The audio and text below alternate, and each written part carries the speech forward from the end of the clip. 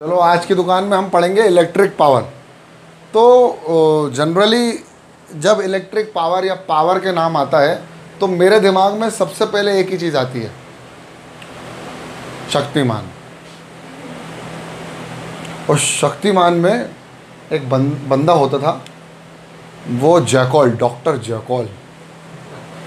और वो हर बार उसका तकिया कलाम होता था पावर, ऐसे कुछ करता था। तो मेरे दिमाग में वही आता है, पावर। तो जब भी बोलता ना पावर, मतलब उसके अंदर वो एनर्जी फील होती थी, वो एनर्जी मुझे होती थी फील। भाई क्या करें, वो इतना तेज पावर बोलता था। फिर तमराज किल्विश के पास जाता था। तमराज किल्विश, आज हम शक्तिमान को नहीं हरा पाए। शक्तिमान फिर बोलता, तमराज किल्विश बोलता था, डॉक्टर जैकॉल क्या कर रहा हूं, हम तुम्हें पाप मणि देंगे। फिर बोलता था पावर, अब तो मैं हरा ही दूंगा। फिर आती थी उसके अंदर। फिर वही शक्तिमान को हराने के लिए कुछ काम करता था। किसकी मदद से? जो किल्विश ने डॉक्टर जैकॉल को दिया। आई होप मेरी वर्ग के लोग जो है उस चीज़ को बहुत अच्छे समझेंगे कि किल्विश कौन, डॉक्टर जैकॉल कौन। फिर वो सोचता था कि मैं काम करूं, लेकिन काम कर नहीं पाता था क्योंकि उसकी पावर कम पड़ जाती थी एज कंपेयर टू शक्तिमान। तो पावर कम पड़ जाना, किस तरह से कम पड़ जाना, वही आज हम पढ़ने वाले हैं कि what is power, what is the relationship of the work and power और एनर्जी एंड पावर। तो फिजिक्स में कुछ इस तरह देखो, शक्तिमान का जो एक वो तो धारावाहिक था, नाटक था। इस कहानी के सभी पात्र घटनाएं काल्पनिक हैं, ऐसा कुछ बोलता था स्टार्टिंग में, फिर रिकैप आता था, बड़ा याद है मुझे। तो ये सब तो काल्पनिक है, लेकिन फिजिक्स में हर चीज़ को डिफाइन किया गया। तो फिजिक्स में, in physics electric power is defined as the work done per unit time या work rate of doing work. The rate at which the work is done is called power. अब इसको explain करने के लिए मुझे एक example लेना पड़ेगा। अब एक बंदा है, बहुत बढ़िया आदमी है, हुसैन बोल्ट करके कोई एक बंदा है। फिर वहीं एक और बंदा है, आशीष नेहरा। दोनों भागते हैं, एक 100 मीटर भागता है और एक 25 यार्ड भागता है रनअप लेकर, और फिर एक बॉल फेंकता है, फिर 6 बॉल फेंकता है, ऐसे 10 ओवर करता है, 60 गेंदे करता है। दोनों का काम भागने का है, लेकिन दोनों का पावर अलग अलग है। अगर आशीष नेहरा और यूसेन बोल्ट को एक साथ खड़ा कर दो, बोलो भागो 100 मीटर भागो, तो जीतेगा 100% आशीष नेहरा। हुसैन बोल्ट जीतेगा यार, हाँ हुसैन बोल्ट जीतेगा। तो हुसैन बोल्ट कैसे जीतेगा? काम तो दोनों एक ही कर रहे हैं। देखो देखो, यहां से स्टार्ट हुआ, यहां खत्म हुआ, टोटल क्या है 100 मीटर। तो दोनों काम तो एक ही कर रहे हैं, वर्क डन इज बराबर।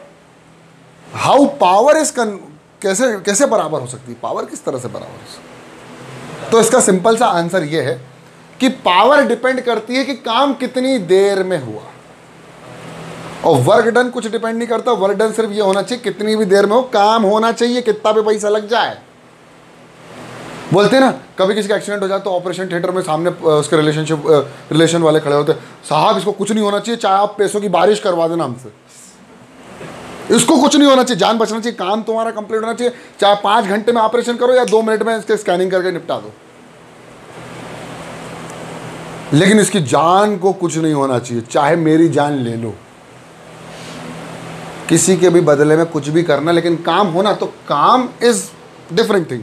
6 घंटे में ऑपरेशन चला और 1-2 घंटे में ऑपरेशन खत्म हो गया, काम इज डिफरेंट। नहीं, काम तो एक ही है, टाइम के ऊपर डिपेंड कर रहा है काम। जब टाइम के ऊपर डिपेंड करने लगता है काम, यानी वर्क जब टाइम से डिवाइड कर दूं, तो वही बन जाती है पावर। कि कोई काम जल्दी कर दे तो उसका पावर क्या है? ज़्यादा। वही काम को करने में किसी को समय लग रहा है तो उसकी पावर कम। कि भैया 1 सेकेंड में कितना काम कर रहा है, यही खेल है पावर का। Power is nothing but the rate of doing work.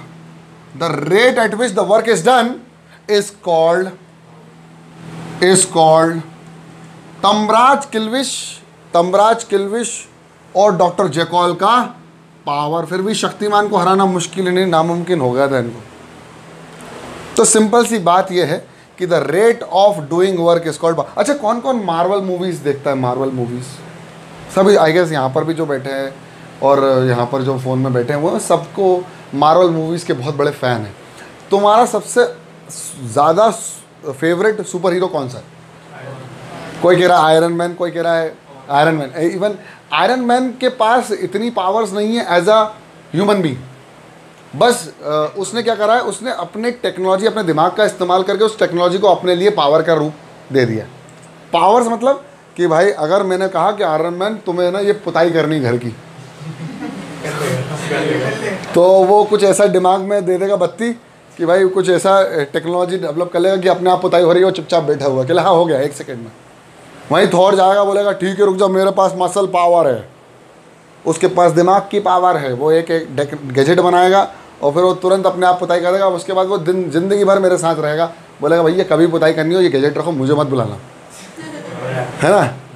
ठीक है। अब वहीं अगर देखा जाए तो थॉर बाबा के पास ऐसी शक्ति है कि कोई मरते नहीं है, तो उनसे कितना भी काम करवा लो वो मरते नहीं है, चाहे स्पेस में चले जाएं, 0 ग्रेविटी से। और उनसे बोले पुताई का, हाँ रुक जा, ला ब्रश ला, फट। अच्छा, काम भी कैसे करवा रहे हैं इतने बड़े बड़े सुपर हीरोज से ऊपर। खैर कोई बात नहीं। तो देखो दोनों ही मसल पावर में अलग अलग हैं, दोनों ही सुपर हीरो अपने अपने पावर्स में अलग अलग। क्यों? क्योंकि किसी काम को करने का उनका तरीका, उनको लगने वाला टाइम अलग है, और कोई दूसरा सुपर हीरो उसी काम को डिफरेंट तरीके से करता है। जैसे मुझे आयरन मैन का जो मेरे पास जो कैरेक्टर लगता है ना, वो मुझे बड़ा हंसी मजाक वाला लगता है, मतलब एक एटीट्यूड लगता है, हाँ चल हो जाएगा, जब भगवान फिर मैं ही हूँ। थॉर कहता है हम आपके गॉड हैं, मतलब उसका जो लहजा है अलग है। वहीं हल्क आएगा, वो कहेगा तेरी तो मुझे गुस्सा दिला। हाँ, तो सबकी पावर्स अलग अलग, क्योंकि सबका काम करने का टेक्निक और टाइम, एक ही काम को करने का जो टाइम है वो डिफरेंट है। अब इससे ज़्यादा मैं एक्सप्लेन करने जाऊंगा तो तुम बोलोगे सर क्या आप तो मूवीज़ ही देख लेता हूँ, आप बंद करो, हम मूवीज़ देख लेते हैं। चलो ठीक है। The rate of doing work is called power. और पावर का जो बढ़िया सा यूनिट होता है वो होता है, सब सोच रहे होंगे ये लिख रहे होने वाले सर, जूल। अबे जूल तो वर्क का होता है, जूल पर सेकंड, या इसको बोलते हैं तुम्हारी वाट लग गई है मेरे भाई, वॉट, जेम्स बॉन्ड नहीं, जेम्स वॉट। पावर का यूनिट जो होता है वो ऐसा यूनिट वॉट होता है, और इसकी एक यूनिट और होती है जूल सेकंड इनवर्स या जूल्स पर सेकंड, यानी work done divided by time is equal to power. In physics किसी भी काम को करने के लिए, इन फिजिक्स चाहे वो इलेक्ट्रिकल काम हो या मैकेनिकल काम हो, पावर का फॉर्मूला होता है work done divided by time. अब एक बहुत प्यारे से एक कथन सुनाता हूँ, अभी कुछ दिन पहले की बात है कि हम लोग काइट फाइटिंग कर रहे थे। तो भाई हम लोगों ने पेच लड़ाया, नीचे से जाकर ऐसे उसको सीधा हाथ मारा, हम कट गए। तो भाई मुझसे पूछा गया मेरे 2-3 साथियों द्वारा कि हम क्यों कट गए पुनीत सर, मेरे को बड़ा शौक है पतंग उड़ाने का। तो मैंने कहा बेटा आपकी खींच में इतनी ताकत नहीं थी, ताकत मतलब पावर। आपने काम तो किया था पतंग खींचने का, लेकिन जल्दी करना था, तेज करा वही काट देता है, और जो स्लो पड़ा उसकी कट जाती है।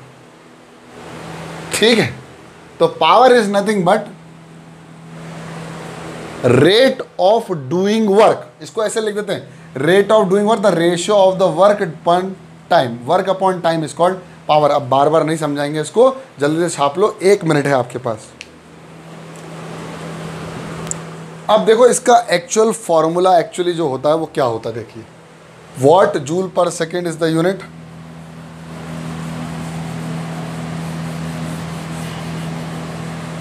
बहुत अच्छा मिटर रहा है नया बोर्ड।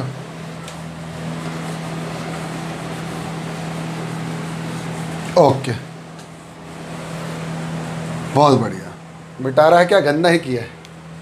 खैर, अब जो पावर होती है वो कैसे डिफाइंड हुई कि power is equal to V into I. हमने तो अभी बताया था आपको कि work done divided by time होता है। तो पावर कैसे डिफाइंड हुआ? अच्छा, आपको पता है डेल्टा वी कैसे डिफाइंड हुआ था? Potential difference. पोटेंशियल डिफरेंस मतलब potential difference that is V, voltage. V is equal to work done by the external agent to bring that charge from one point to another point, that is V divided by Q, है ना? बोलो हाँ है ना? अब ये इधर ले जाओ, वर्क डन कितना हो जाएगा? Work done is equal to V into Q. बोलो हाँ या ना? अच्छा वी इंटू क्यू। अब क्यू कितना होता है? Q by T is equal to कितना होता है? I. Q by T is equal to I, तो क्यू कितना हो जाएगा? I T. बोलो हाँ है ना? Q is equal to I into T, तो वर्क डन कितना हो जाएगा? Work done is equal to V into I into T. T नीचे लेके आओ, टी नीचे लेके आओ। तो work done divided by time is equal to V into I. Work done by time क्या होता है? पावर। तो power is equal to V into tie. ये हो गया definition, sorry V into tie V into I. आई बात समझ में कि नहीं आई? आई तो बोलो आई, नहीं तो नहीं आई। चलो क्या है, एक बार और समझा दो, एक बार और समझाता हूँ, कोई दिक्कत नहीं है। जिसको नहीं समझ में आया कोई बात नहीं, एक बार और समझ लो। देखो क्या बोला मैं बोला कि potential difference was equal to work done divided by charge. Charge को लेके जाओ ऊपर, तो work done is equal to charge into potential difference. और चार्ज कितना होता है भाई? I is equal to rate of flow of charge divided by time. Q is equal to I into T, I into T, I into T is equal to W. T नीचे लेके जाओ, v into I is equal to W by T. W by T होता है power. Power is equal to voltage that is potential difference multiplied by current is equal to power. और यही what होता है इसका यूनिट। चल जल्दी, एक मिनट, आई बात समझ में? चलिए देखिए, तो पावर का फॉर्मूला आपके सामने डिराइव कर दिया मैंने कि power is equal to what? V into I. अब आपको लगाना है यहाँ ओम्स लॉ। क्या लगाना है? ओम बाबा का नियम। ओम्स लॉ ने क्या बोला था भैया? ओम्स लॉ स्टेटेड दैट कि जो V है वो डायरेक्टली प्रोपोर्शनल होता है I के, और V इज इक्वल टू क्या होता है? I into R. बस अब आप कुछ मत करो, इसकी जगह ये रख दो, तो पावर कितना हो जाएगा? Power will be equal to V into I into I into R, है ना? पक्का? देखो गलत हो रहा है भाई, V की जगह रखना है ना I इंटू आर। तो V is equal to I into R, और इंटू कर दो I, तो पावर इज इक्वल टू कितना हो जाएगा? आई स्क्वायर आर। बस इतना ही है पावर। अच्छा एक बात पूछना चाहता हूँ, आई इंटू आर, जब हमें वोल्टेज नहीं पता हो तो हम ये वाला फार्मूला पुट कर सकते हैं। अब अगर मान लो हमें वोल्टेज पता है, करंट नहीं पता, तो कौन सा फार्मूला? अबे कुछ मत करो, V by R is equal to I. अब इस आई की जगह रख दो, पुट कर दो, तो power is equal to V, वैसे के वैसे I is equal to V divided by R. तो V इंटू वी स्क्वायर, यानी power is equal to V square by R is the formula when current is not given and voltage यानी potential difference दिया हो और resistance दिया हो। अब आप कहोगे सर रेजिस्टेंस नहीं दिया तो क्या? अबे तो यही फॉर्मूला लगा देना। जब रेजिस्टेंस नहीं दिया तो ये लगा देना। बोलो हाँ है ना? ओके, जल्दी से छाप लो। तीनों के लिए वॉट हो गया, तीनों के लिए वॉट होगा। जल्दी लगाओ फटाफट, 1 मिनट है। तो अब हम पावर की जगह अब हम पढ़ेंगे एनर्जी, कि एनर्जी कितनी होगी। पावर के बाद आती है एनर्जी, जो कि इम्पॉर्टेंट होता है। मैंने आपको एक चीज़ बोली थी कि एनर्जी जो होती है वो एक्चुअली कंज्यूम हो जाती है और वो वर्क डन में कंप्लीट हो जाती है, कन्वर्ट हो जाती है। तो जो एनर्जी हम खर्चा कर रहे हैं वो कंजर्व रहती है। That is called conservation of energy. कि भाई कोई काम करोगे तो एनर्जी आ जाएगी। जैसे फॉर एग्जांपल, अगर मैं इस पर्टिकुलर पेन को उठाते हुए ऊपर लेके आऊँगा तो इसके अंदर अब एक पोटेंशियल एनर्जी आ गई है, जो कि टोटल मैकेनिकल एनर्जी भी होगी इसकी। जब इसको छोड़ूंगा तो वही पोटेंशियल एनर्जी काहे में कन्वर्ट हो जाएगी? Kinetic energy. तो ये बहुत सिंपल सा एक कंसेप्ट है। जहाँ फ्रिक्शन वगैरह भी होता है, एयर फ्रिक्शन भी होता है, अगर यहाँ पर नॉन कंजर्वेटिव फोर्सेस ना हो तो ये एनर्जी ऑलवेज कंजर्व हो सकती है। अब इसको समझाना कैसे, एक बहुत पतला सा एक डंडा लेना, उस पर एक रस्सी बांधना, उस रस्सी पे एक भारी सा एक गोल गोल घूमने वाला जो होता है ना, ऐसे ऐसे करते थे अपन, ऐसे घुमाया फिर यूँ करा तो जैसे घूमता था, फिर वापस आता था अपनी पोजीशन पे तो वापस मुड़ जाता था, फिर टॉर्क आ जाता था, फिर मुड़ जाता था। तो ऐसे करते रहोगे ना तो वो एनर्जी हमेशा उसकी कंजर्व हो जाती है in terms of reverting torque. तो ऐसा एक एक्सपेरिमेंट देखा था कि वो ऊपर तक उसको फोल्ड करके छोड़ दिया, तो जब नीचे गया फिर वो घूम गया, फिर ऊपर आया, फिर नीचे गया, फिर घूम गया, ऊपर आया, फिर नीचे गया, फिर ऊपर। तो उसमें कोई भी प्रकार का हम फोर्स लगा रहे हैं, अपने आप एनर्जी कंजर्व होकर उसका काम कर रही है। लेकिन वो चला कम से कम आधा घंटा। क्यों? क्योंकि जो रोप्स थी वो जब लपेट रहे थे तो उन रोप्स के ऊपर एक फोर्स लग रहा था जिसका नाम था फ्रिक्शन फोर्स, जिसकी वजह से वो अपनी एनर्जी कहीं ना कहीं हीट के टर्म्स में लूज कर रहा था। तो यहाँ पर हम एनर्जी मानेंगे कि हमारी एनर्जी टोटल कंजर्व है, तो हमारा जो वर्क डन है वो पूरा का पूरा काय में तब्दील हो जाएगा एनर्जी में। बस यही खेल है। अब एक बात बताओ, अभी हमने पढ़ा पावर इज इक्वल टू कितना होता है, V इंटू आई। बस यहाँ से खेलो work done divided by T is equal to power. Work done divide by T is equal to power, ले जाओ ऊपर, तो work done is equal to power into T. अब पावर का फॉर्मूला V इंटू आई, तो work done is equal to V into I into T. और यही work done का है, एनर्जी का फॉर्म। तो यही है हमारा टॉपिक एनर्जी। अभी हम कमर्शियल यूज ऑफ एनर्जी भी पढ़ेंगे। तो ये एनर्जी क्या है? Energy is nothing but work done is equal to energy. और वर्क डन क्या होता है? Work done divide by time is equal to power, power into time is equal to work done. तो अगर मैं कहना चाहूँ तो मैं कहूँगा ऐसे कि work done divided by time is equal to power, या work done is nothing but power multiplied by time. The product of power and time is called work done. और यही वर्क डन किसके फॉर्म में रहेगा? Energy के form में, which will be equal to power into time. इस circuit के अंदर पावर कितनी होगी? V into I. Therefore E is equal to V into I into T, VIT। और ये एनर्जी काय में रहेगी? जूल्स में। छाप लो।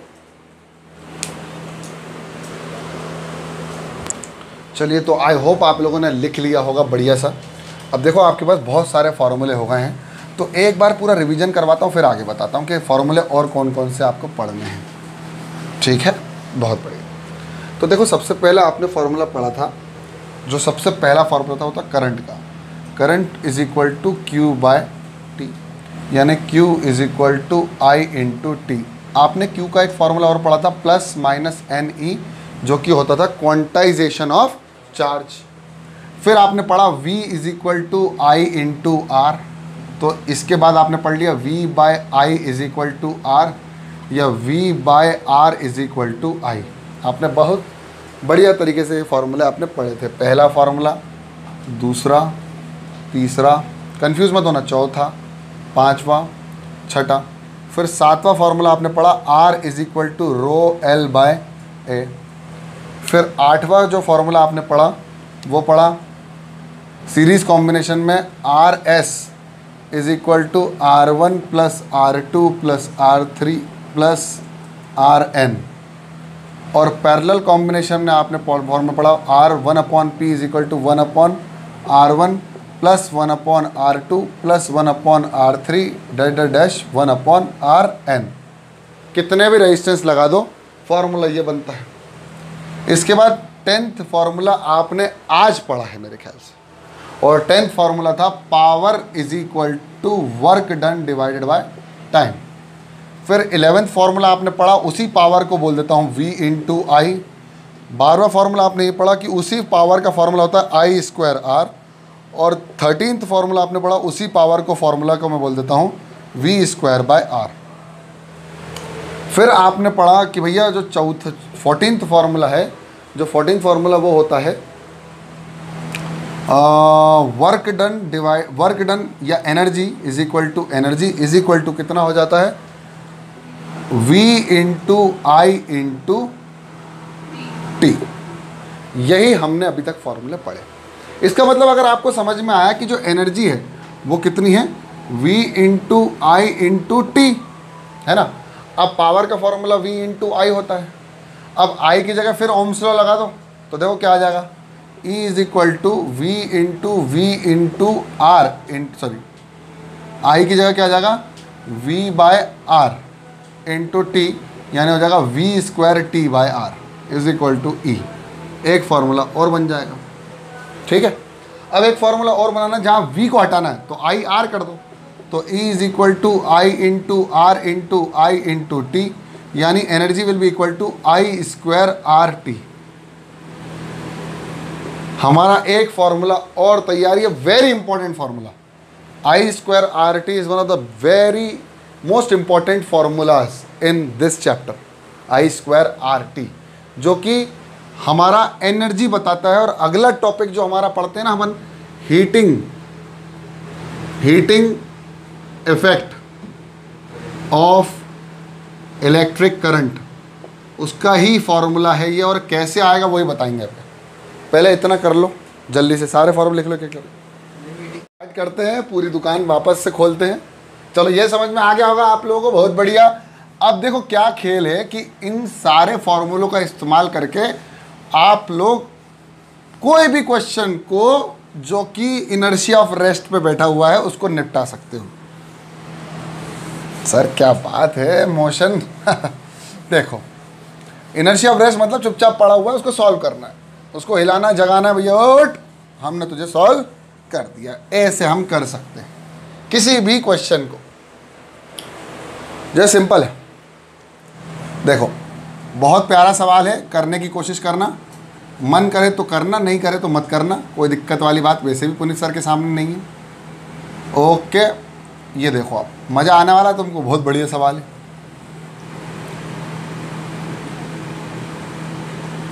फिर मैं तुम लोगों से एक सवाल पूछूंगा, उसका जवाब देना, बहुत नॉर्मल है, पर्सनल सवाल है।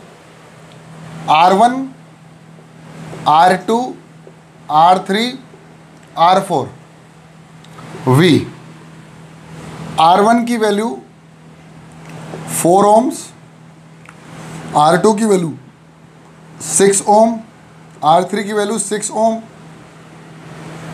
R4 की वैल्यू 4 ohms, V की वैल्यू 20। आपको बताना है कि अगर ये पूरी सर्किट ऑन रही 1 घंटे तक, तो बताओ इसने कितनी पावर कंज्यूम करी। R3 ने कितनी पावर कितनी कंज्यूम करी, कितनी पावर इसने दिखाई, ये बता दो। 1 घंटे तक चलता है तो कितनी पावर कंज्यूम करी, कितनी पावर कंज्यूम करी। सवाल सही है कि गलत है? अरे भैया कितनी पावर है और कितनी हीट कंज्यूम करी या एनर्जी। अब सवाल, अब सही करो ट्राई। चलो ओके, आप लोगों ने कर लिया होगा, बहुत बढ़िया। 1 घंटे में कितनी हीट और कितनी पावर। अब पावर निकालने का फॉर्मूला क्या था, power is equal to V into I, बस आपको यही करना था। तो आप अगर ये कर सकते हो तो ये अच्छी बात है, या तो V निकाल लो। अब यहाँ पर आपका जो पोटेंशियल डिफरेंस होगा वो कितना, V1, और इन दोनों पे V2 और इस पे V3। अब आप करंट निकाल लो, तो करंट निकालने के लिए आपको क्या करना पड़ेगा, इस पूरी सर्किट को चिपकाना पड़ेगा, मतलब एक रेजिस्टेंस बनाना पड़ेगा, यानी इक्विवेलेंट रेजिस्टेंस की बात करना पड़ेगी। ये 4, ये 3, ये 4, 4 4 8 और 3 11, यानी इसका जो ओवरऑल रेजिस्टेंस आया है वो कितना आया, 11 ohms। और जो हमारी, अरे समझ लो इसको सॉल्व करने के लिए, ये 22 वोल्ट की है, मान लो ये 22 वोल्ट की बैटरी दे रहा है, तो 22 वोल्ट की बैटरी जो दूंगा मैं, कितना हो जाएगा करंट, कितना हो जाएगा, I इज इक्वल टू कितना हो जाएगा, जल्दी बताओ, 22 डिवाइड बाई 11, 11 बन जाए 11 2 जा 2 एम्पेयर का करंट इस पे जा रहा होगा, 2 एम्पेयर इस पे, तो 2 एम्पेयर ही इस पे, इन दोनों पे टोटल 2 एम्पेयर, दोनों 6 के, तो 1 एम्पेयर इस पे, 1 एम्पेयर इस पे और 2 एम्पेयर इस पे। अब बस कुछ मत करो मेरे प्यारे बच्चों, क्या कर दो, V इंटू आई, पोटेंशियल डिफरेंस कितना होगा इस पे, ये निकाल लो। या फिर पावर का एक फॉर्मूला, जब V नहीं दिया हो, I स्क्वायर R, कुछ मत करो, I की value 1 1 square into R P is equal to 6 watt. 1/3 मतलब बेटा 3 आएगा। देखो इन दोनों का ओवरऑल रेजिस्टेंस कितना आ रहा है भाई बताओ। ये 6 है और ये भी 6 है, पैरेलल कॉम्बिनेशन का। जल्दी बताओ। 6 ओम 6 ओम, तो 1/RP is equal to 1/6 plus 1/6। LCM हो गया 6 से 6 डिवाइड, बचा कितना 1/RP is equal to 2/6 2 1/3। 1/RP is equal to 1/3, RP is equal to 3।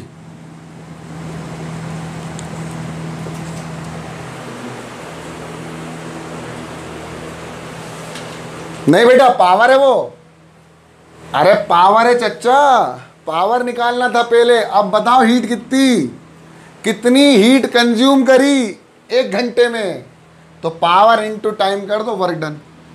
Power कितना 6 मल्टीप्लाइड बाय टाइम कितना 1 घंटे। 1 घंटे में कितने सेकंड, बस खेल लिया।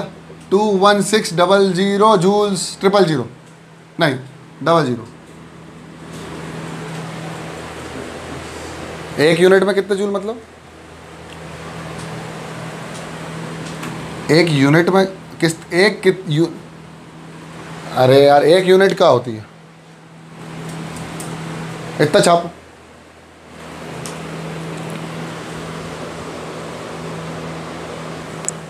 एक सवाल और है, क्वेश्चन लिख रहा हूं बोर्ड पे, बिल्कुल ध्यान से देखिएगा।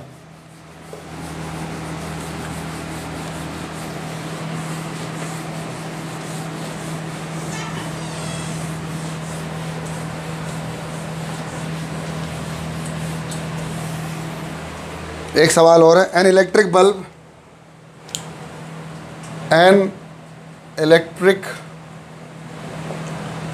Bulb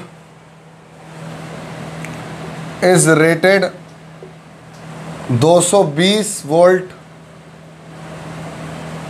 and 100 what when it is operated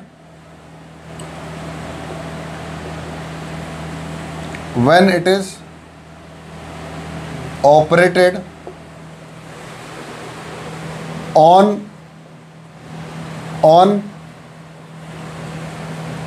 110 volt, the power consumed कितनी। सवाल है, एक इलेक्ट्रिक बल्ब है, उसकी जो रेटिंग दी गई है वो दी गई है 220 वोल्ट, और जो उसकी पावर है वो उस पर्टिकुलर वोल्टेज पे जो पावर है वो कितनी है 100। अगर मैंने उसको ऑपरेट कर दिया 110 वोल्ट पे, तो अब पावर कितनी होगी, कितनी कंज्यूम करेगा पावर।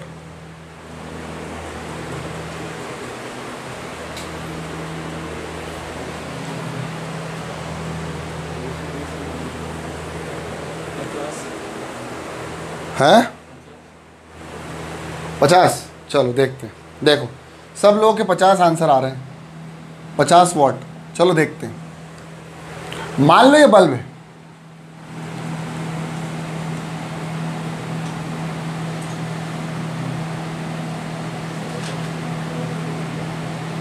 मान लो ये बल्ब है, ठीक है, ये बल्ब है, और इस बल्ब को जब मैंने कनेक्ट किया किसी सर्किट से, उस सर्किट का जो वोल्टेज था वो कितना था 220 वोल्ट। तो इसकी पावर कितनी थी, पावर थी 100 वॉट। पावर चेंज जब हो जाएगी जब मैं वोल्टेज चेंज कर दूंगा। अच्छा चेंज क्या नहीं होगा, मेरा सवाल है, क्या चेंज नहीं होगा, क्या चेंज नहीं होगा। भाई वोल्टेज चेंज करूंगा तो आई भी चेंज हो जाएगा, आई चेंज होगा तो पावर चेंज होगा, वी चेंज होगा तो पावर चेंज होगा, तो चेंज क्या नहीं होगा। 1-2 लोगों ने जवाब दिया है resistance will remains constant, resistance will remain constant. Okay एक बात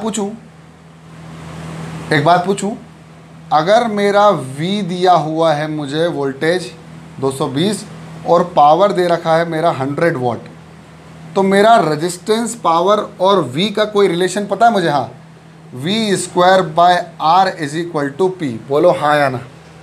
V², 220 का स्क्वायर यानी 220 का square divided by 100 watt will be equal to resistance. Power नीचे आया, रेजिस्टेंस ऊपर गया।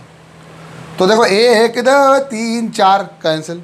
22 का स्क्वायर होता है 484 और यही ओम्स में मेरा रेजिस्टेंस आ गया, यही मेरा ओम्स में रेजिस्टेंस आ गया। अब मुझे क्या चाहिए? अब मुझे चाहिए कि अब मेरा कितना पावर होगा अगर V मैंने कितना रख दिया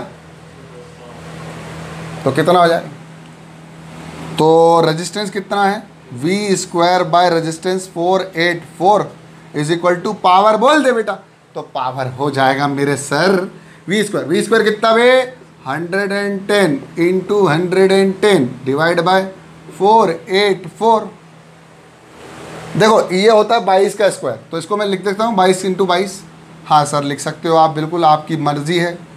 11 एकम 11 है ना, 11 दूनी 22, 11 एकम 11, 11 दूनी 22, 2 1 2, 2 5 10, 2 1 2, 2 5 10, 5 5 25। भैया बच गया 25 वॉट की पावर। अब किसी ने 50 बोला था, इनवर्स 25 वॉट छाप लो। बहुत बढ़िया, आई होप आप लोगों ने लिख लिया होगा। एक सवाल और है, ये आपका होमवर्क रहेगा और कल आते से ही हम इस सवाल को डिस्कस करेंगे। बहुत बढ़िया, चलो यहीं लिख देता हूँ, यहीं लिख देता हूँ। सवाल है अ करंट ऑफ 4 एम्पेयर। मैं आपका जवाब देता हूँ इसमें। A current of 4 ampere flows through a 12 volt car headlight bulb for 10 minute, for 10 minute. How much energy transferred occur during this time. इस सवाल का होमवर्क आपको कल मुझे दिखाना है। सवाल लिख लो फटाफट।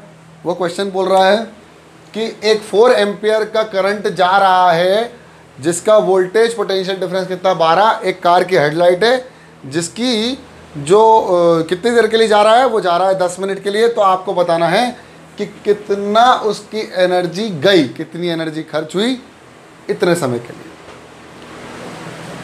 ओके, तो लेक्चर को करूँगा यहीं समाप्त। आई होप पसंद आया होगा, समझ में आया होगा। तब तक के लिए पढ़ते रहो, बढ़ते रहो। जय हिंद।